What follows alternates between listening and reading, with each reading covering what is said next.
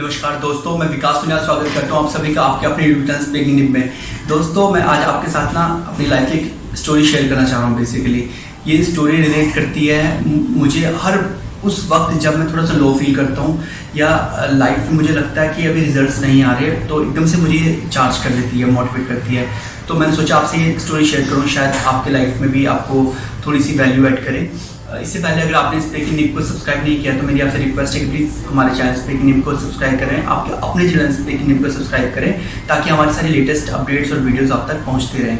मैं शुरू करता हूं। बेसिकली ये बात है अराउंड 2014 की।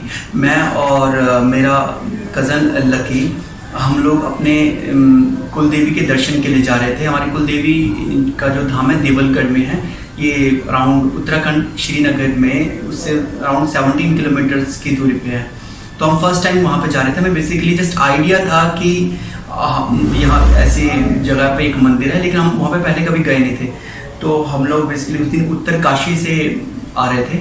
तो श्रीनगर पहुँचते पहुँचते अराउंड हमें बज के करीब 6। ये बात है अप्रैल की। तो 6 बजे, तो दिन उतने ज़्यादा बड़े नहीं थे। तो हम जब वहाँ पहुँचे तो तब तक उस रूट पे जाने वाली सारी मतलब जो बड़ी बसेस तो चलती नहीं थी, छोटी जो कमांडर बोलते हैं उनको, टाटा सुमो या इस तरह से मैजिक जो कार्स होती हैं, तो वो चलती थी। लेकिन 6 बजे के बाद उस रूट पे कोई गाड़ी नहीं जाती थी क्योंकि वो इतना कॉमन रूट नहीं था। अब हम वहाँ पे आए और अंधेरा भी ऑलरेडी हो चुका था, जंगल का सारा रास्ता था। फिर अब एक पल के लिए सोचा हमने कि यार अब क्या करें, समझ नहीं आ रहा। वापस भी नहीं जा सकते क्योंकि उत्तराखंड वाले इस रूट पे इवनिंग के टाइम में भी, जैसे एज ए इन्फॉर्मेशन के लिए भी आप नोट कर सकते हैं कि 6 बजे के बाद चाहे आप ऋषिकेश की तरफ भी व्हीकल्स वगैरह मिलना बहुत मुश्किल होता है। तो अब हम वहाँ पे थोड़ा हम थोड़ा सा वहाँ पे सोच में मजबूर हो गए कि अब किया क्या जाए। मैंने बस, मेरा कज़न मुझे देखता रहा और मैं उसे देखता रहा। अब कज़न थोड़ा शॉर्ट टेम्पर्ड है, तो मुझे लगा भाई अभी इसका पारा ना थोड़ा हाई हो रहा है, तो चुप रहा मैं, क्योंकि मेरे मन में भी कुछ चल रहा था, उसके मन में भी कुछ चल रहा था। तो आखिर में 5-10 मिनट के शांति के बाद मैंने पूछ लिया, भाई यार क्या तू भी वही सोच रहा है जो मैं सोच रहा हूँ? कहता भाई सोच तो मैं भी वही रहा हूँ। मैंने बोला चलो फिर, और हम लोग आगे चल पड़े। अब चलते पहले थोड़ा मतलब 1-2 किलोमीटर हम पैदल चलते रहे आगे मेन रोड पे। तब देखा पीछे से ना एक सुमो वाले आ रहा था, लड़का ही था हमारी एज का, मतलब उस समय तो हम रहे होंगे करीब 24-25 साल के। तो हाँ, नहीं थोड़ा कम बोल दिया, हम रहे होंगे अराउंड 26 और 27 ईयर्स के रहे होंगे हम उस समय।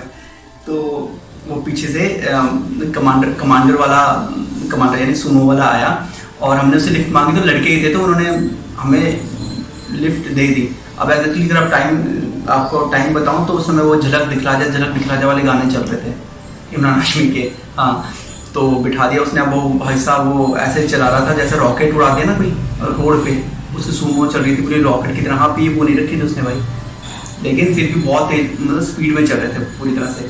तो श्रीनगर से अराउंड करीब 7 या 8 किलोमीटर दूर चमधार पड़ता है, जो बेसिकली मेन पॉइंट है। उनको वहाँ से आगे रुद्रप्रयाग की तरफ जाना था, तो चमधार में हम लोग नीचे उतरे।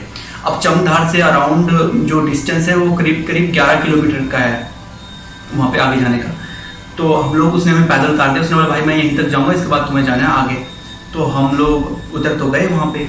अब देखा वो तो पूरा जंगल। एक छोटा सा शॉप थी, दुकान, शॉपकीपर ग्रॉसरी की, वो बंद ही कर रहा था। हमने उससे पूछा भाई यार यहाँ ऐसे में देवलगढ़ जाना है तो हम कैसे जाएँ? कहते हैं इस समय देवलगढ़ कहाँ जाओगे तुम, तो रात हो गई है।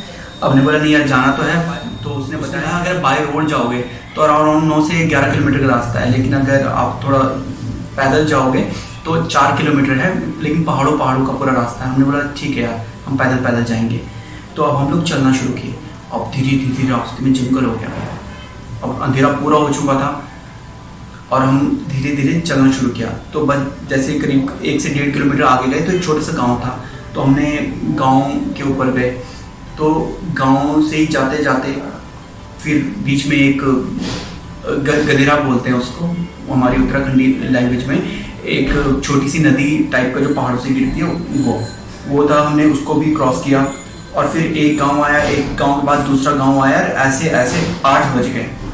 हमने तब तक अपने घर वालों को फ़ोन नहीं किया था कि हम किस सिचुएशन में, क्योंकि अगर हम उन्हें फ़ोन करते तो वो शायद हमें जाने ना देते, शायद कि कंफर्म था कि हमें जाने ना देते। ऊपर से 2-4 श्लोक आ जाते हैं कि भाई तुम क्या करने गए हो, कहाँ गए हो, तुम्हें किसने बोला जाने के लिए, क्योंकि हम किसी को बता के नहीं आए थे। हम बोल के तो ये चले थे कि हम ऋषिकेश जा रहे हैं, लेकिन हम लोग निकल पड़े वहाँ के लिए, बस ऐसे मन किया, बस निकल गए और क्या।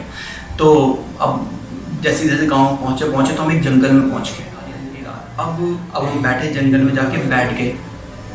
और जब जंगल में बैठे ना, तो समझ लो कि हमारी हालत ख़राब हो गई। क्यों हुई? हमें कुछ आहट सी हुई।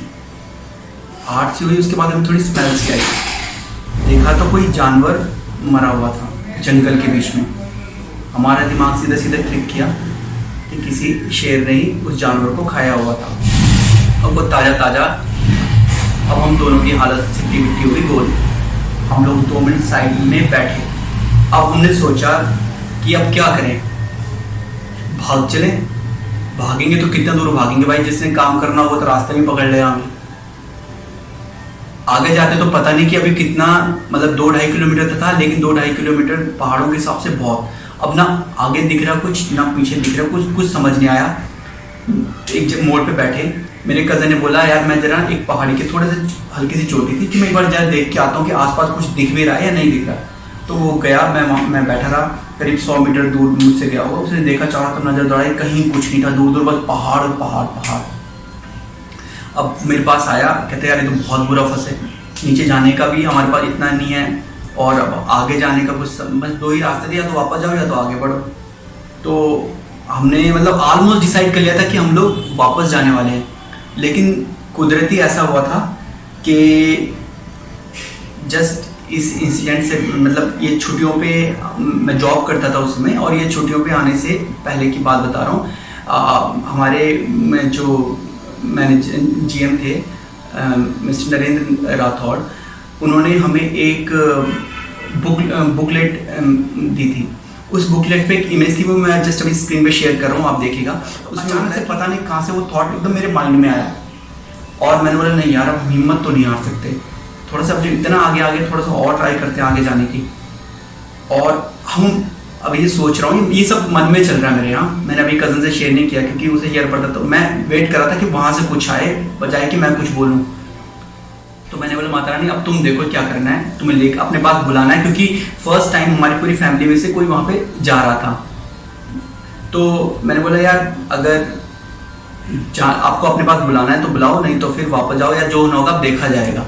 बस मैं अभी ऐसे मन में सोच ही रहा था कि अचानक से क्या होता है, मुझे सामने पहाड़ पे एक लाइट दिखाई देती है, और लाइट दिखाई देती है फिर एकदम बंद हो जाती है। मैं एकदम से अपने कज़न को बोलता हूँ लकी देख यार सामने देख, लाइट दिखी तेरे को? देखी? कहते कहाँ कोई लाइट दिखी यार, कोई लाइट नहीं है। अब वो ऐसे मुझे बोल ही रहा था, लेकिन तब तक अचानक से फिर वो लाइट ब्लिंक करती है पहाड़ पे, और फिर खो जाती है, फिर ब्लिंक करती है, फिर खो जाती है। फिर हम लोग आइडिया लगाते हैं कि शायद यहाँ आसपास कोई रोड है और कोई गाड़ी यहाँ से पास आउट हो रही है, और जिसकी वजह से वो लाइट बैंड पे, क्योंकि पहाड़ों में तो टर्न्स होते हैं, तो वो जैसे ही टर्न सामने पे आ रहा है तो वो फ्लैश लाइट सामने आ रही है, उसके बाद फिर छुप जा रही है। तो मेरे कज़न और मैंने फिर डिसाइड किया एक काम करते हैं, बस थोड़ा सा और आगे चलते हैं, क्या पता रोड मिल जाए तो हम वहीं पर उसको गाड़ी को हाथ देकर रोक देंगे। तो यू वॉन्ट बिलीव कि हम हार्डली जब हम बैठे हुए थे जस्ट 50 मीटर आगे गए, और वहाँ पे पहाड़ी का टर्न था, और हम जैसे पहाड़ी के टर्न पे मुड़े तो वैसे ही वहाँ पे एक गांव था, सिर्फ 50 मीटर मैं कह रहा हूँ, और ये रियलिटी है। जैसे हमने गांव देखा हमारी होप दोबारा से जागी, और हम बस आगे बढ़ने शुरू हो गए। गांव में बड़े तो एक भला परिवार था, बैठे तो उन्होंने हमें चाय वगैरह पिलाई। तो उसके बाद हम गांव वाले से पूछते कि यहाँ से देवलगढ़ के मंदिर कितने, तो कहते यार ये तो बस जस्ट थोड़ा ऊपर ही है, आप जाओ यहाँ से 5-1 मिनट में ही आप ऊपर पहुँच जाओगे।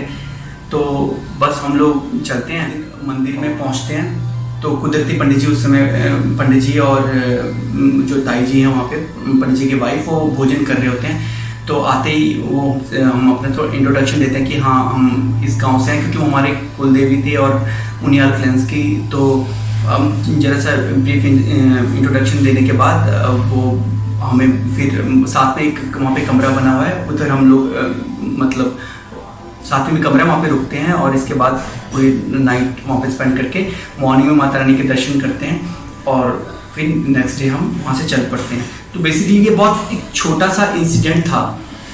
अब इसकी शुरुआत कहाँ से हुई वो जो बुक का कवर पेज था जहाँ पे मेरे बॉस ने वो हमें गिफ्ट किया था, वो डायरी गिफ्ट की थी, उस इमेज से वो मेरे माइंड में आई और वो कहीं ना कहीं मेरे अंदर घर कर गई कि नेवर गिव अप।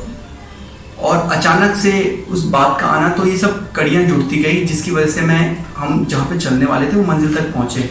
रास्ते में देखा जाए बहुत सिंपल सा इंसिडेंट था, लेकिन क्या कि बीच में थोड़ा पहले डाउट आया, फिर थोड़ी सी हिम्मत आई, फिर उतरे तो कुछ आगे दिखा ही नहीं, फिर अंदर से थोड़ी हमने हिम्मत बनाई, आगे बढ़ते गए आगे बढ़ते गए आगे बढ़ते गए।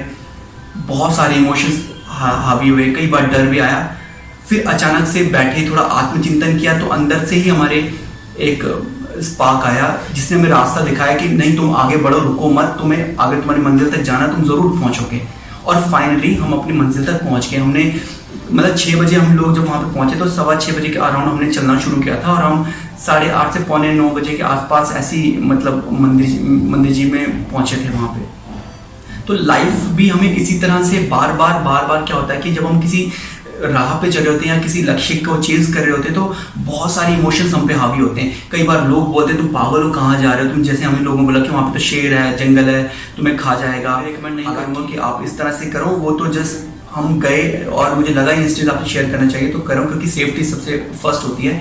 फिर मॉर्निंग में एक मज़े वाली बात आपको और बताऊँ कि मॉर्निंग में जब हम लोग आ रहे थे तो हमने जब देखा ना हम जिन रास्तों में जा रखे थे, आप यू वॉन्ट बिलीव कि ऐसी पगडंडियाँ थी कि आप सिर्फ दीवार से एकदम समझ लीजिए ये वॉल है तो किसी से चिपक के हमने वो क्रॉस किया था। मतलब ऐसा था कि अगर थोड़ा सा होता नीचे खाई थी।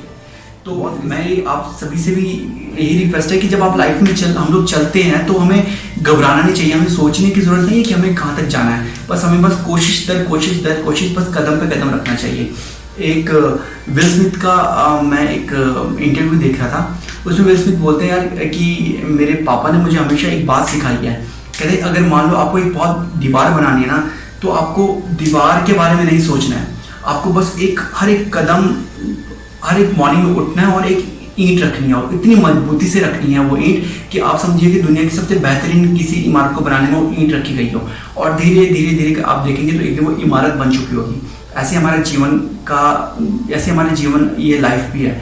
अगर हमें कहीं तक पहुंचना है तो हमें बस एक बार निर्धारित कर ले कि हमें क्या जीवन में कहाँ तक पहुंचना है, कैसे पहुंचना है, ये सोचने की जरूरत नहीं है। बस आप चलते रहे, एक्सपीरियंस गेन करें, रिसर्च करें, स्टडी करें, ज्ञान अर्जित करें और हर एक कदम पिछले कदम से बेहतर रखें तो फाइनली हम अपनी मंजिल तक पहुंच जाते हैं। और जितना मन में डर आता है उसको सबको इग्नोर करके हमें अपने रियल जो हमारे करेज हमारे अंदर छिपा उसको पहचान के बस आगे ही बढ़ते रहना चाहिए।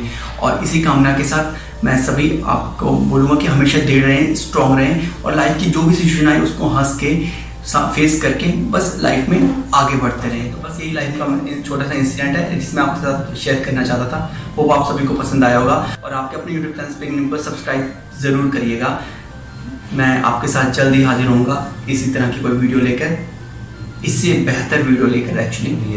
थैंक यू, धन्यवाद, जय हिंद, जय भारत।